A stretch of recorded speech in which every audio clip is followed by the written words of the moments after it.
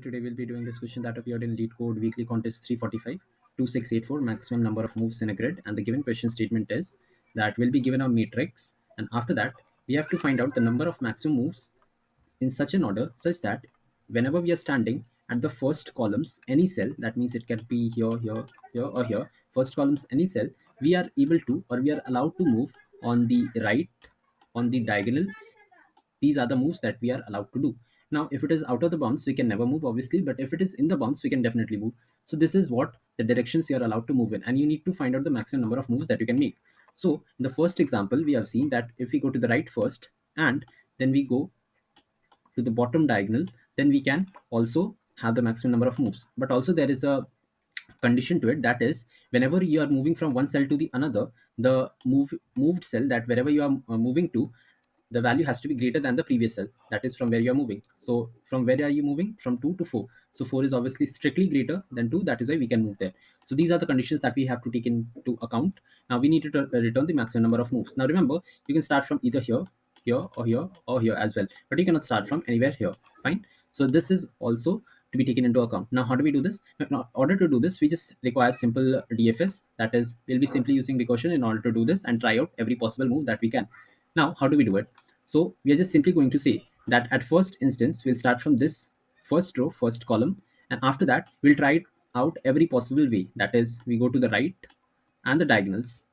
Okay, now if it is possible to do so, then we will go, otherwise we do not. Now let's just understand how the recursion works. At first instance, let's just say there is a function called dfs. Okay, for now let's just write f. Fine. So where are you standing at right now? You're standing at 0 comma 0 at first. Fine. Now what are your possibilities? Either you can go to the right, or you can go to the upper diagonal, or to the lower diagonal, right? So let's just write to the right, okay, and to the upper diagonal, that is ud, or to the lower diagonal. Fine. These are the possibilities you can have. Now if you see from here, can you go to the upper diagonal? No, because it is out of the bounds. Can you go to the lower diagonal? Yes, you can, because 2 and 4, this is also a possible case that we can do, right? But for now we will try out the possibility of this one. Okay, because remember, in recursion it will try out every possible way.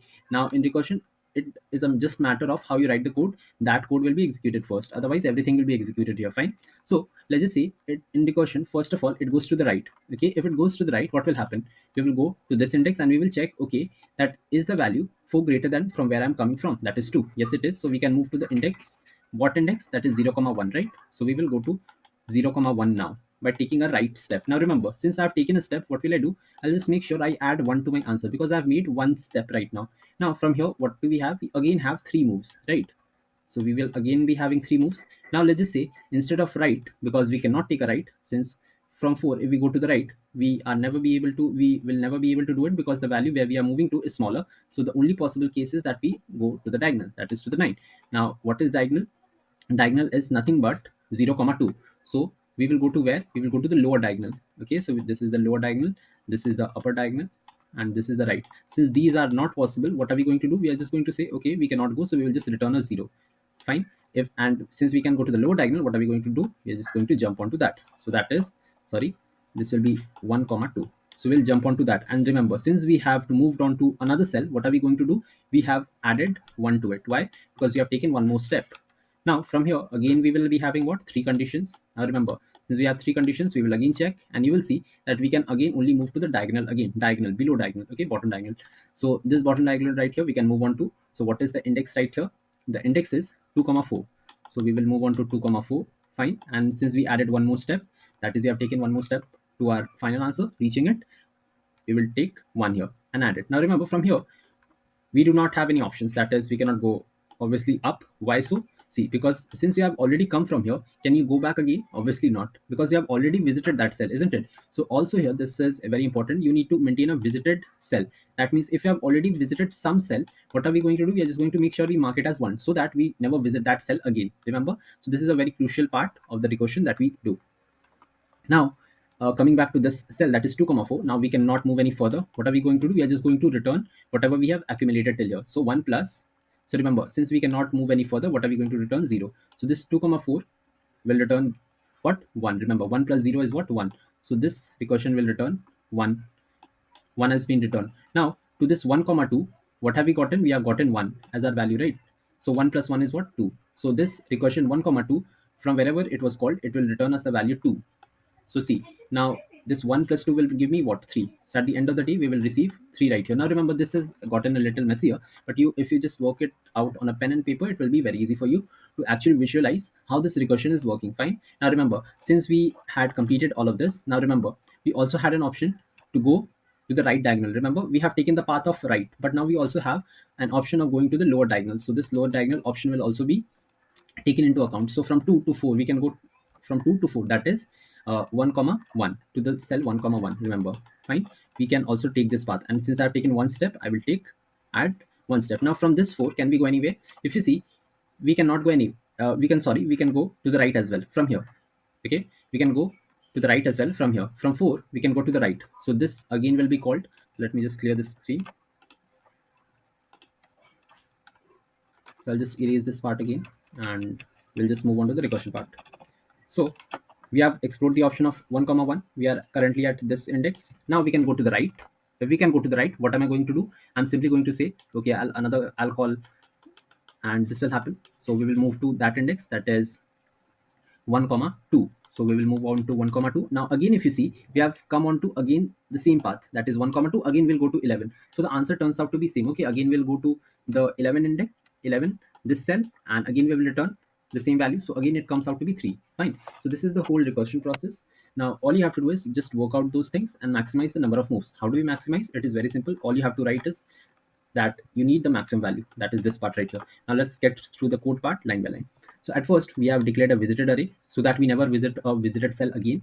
Now we call a DFS, or a recursive call, for every such starting path that we can. That means we can start at any index on the first column, right? So that is why there is a for loop, so that will try out every possible cell from where we can start. So if we start from here, what is the maximum number of steps I can take? If we start from here, what is the maximum number of cells we can visit? Similarly for the other rows as well. So after that, we're just going to do a DFS. Remember the function DFS. Now here I have written the movements in array form. That means if the coordinates in a array form, you can also write 3 conditions. That means if you want to move right, you can write another function for it. If you want to move to the left diagonal, you can write another one. And if you want to go to the right diagonal, you can write another one. Okay, we can do it in 3 lines also, but in this way it is very elegant and it won't mess up your answer.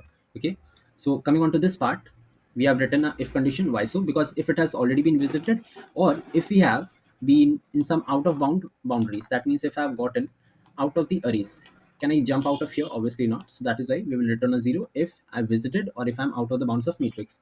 Now if I'm not visited, what am I going to do? We are just simply going to make sure that we visit that cell. After that, we are going to try out every possible combination of the movement that we are allowed to do, that is to the left diagonal, to the right diagonal, and to the right.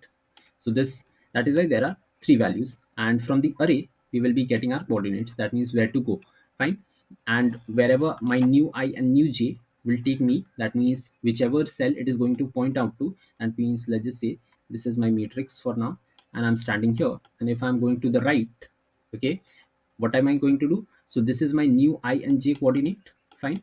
So what am I going to do? I'm just going to check that if my new I and new j is within the bounds, and also the value of new I and new j is greater than the previous value from where I'm coming from. And if it is true, what am I going to do? I'm just going to make sure that the score, we have added 1 to it, and we will move on to the next cell wherever I'm allowed to move to. Fine. And remember what we had discussed about, that is we are just storing the maximum out of every move. So it is mentioned in the question, we need to return the maximum number of moves that we can perform out of every score. That is why we have taken a maxi out of here. That means the maximum of every score that we get, and we return the maximum at the end of the day. And in my main function, what we have written that we will be taking the maximum out of all the moves that we can perform, and we are returning maxi. And this is the whole code walkthrough of this, and I've already submitted this code during the contest, so no need to worry about that. And if you want the code, it will be linked in the description as well. And if you did like it, please do like and subscribe. Thank you very much.